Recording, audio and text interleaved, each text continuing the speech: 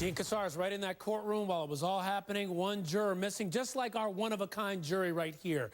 Juror number 5, not here, just like in the Jodi Arias case. All right, ladies and gentlemen, you've heard all the arguments from both sides.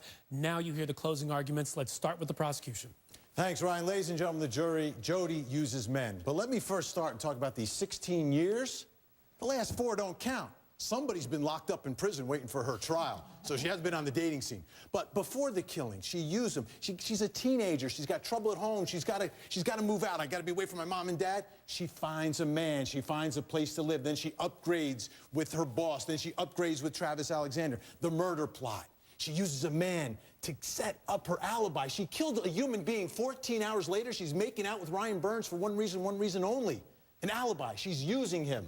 Just like she uses every man, she lures him in with sex, and then when she's done with him, she gets rid of him, like she murdered Travis Alexander.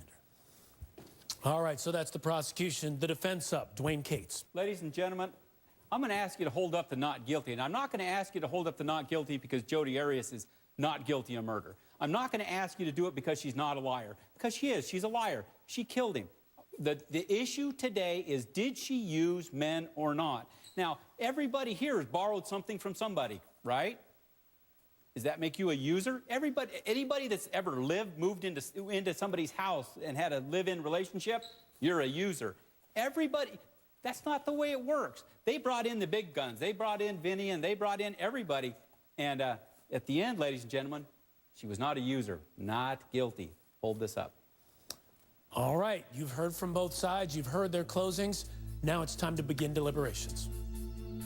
Judge, we have a verdict. Let's go over to Ryan Smith, who's with our jury. All right, still got a lot of intense discussion here, but they have gotten to a verdict. Let's go one by one. Juror number 1, guilty. Juror number 2, guilty. Juror number 3, guilty. Juror number 4, not guilty. Juror number 6, guilty. Juror number 7, not guilty. Juror number 8, not guilty. Juror number 9, not guilty. Juror number 10, not guilty. Juror number 11, guilty. Juror number 12, guilty. 6-5, our closest verdict yet. Got to get some comments here from our jury, and we're 1 down, so that changed the dynamic. Number 4. Wait a minute. I can't say that she was using people. I think she used sex to keep relationships going because she was a fundamentally damaged person who didn't know how to maintain a relationship. Okay. Juror number 3.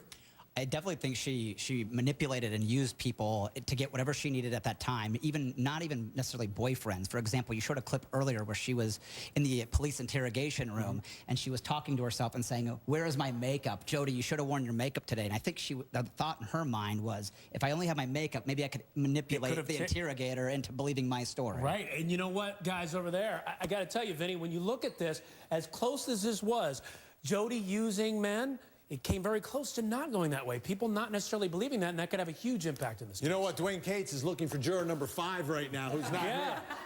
Linda Kenny Bond, let me go to you. How do you think this issue plays out in Maricopa County? Well, I think the judge hit it right on the head. This goes really to the death penalty also, because I don't believe if they feel for her, they're going to give her death.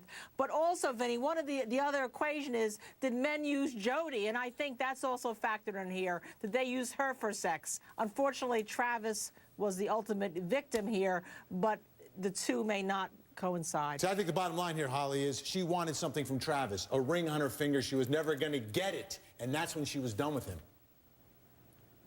You agree? No, I think she wanted to marry anyone who would marry her. All right. And he just happened to be the last one in the line. All right, Dwane, I'm not going to let you vote. Thanks so much. Come on. All right, folks, your verdict is in on today's issue. Tomorrow we'll have, yes, another bold accusation, another live studio jury, and yes, another verdict. That's it for HLN After Dark.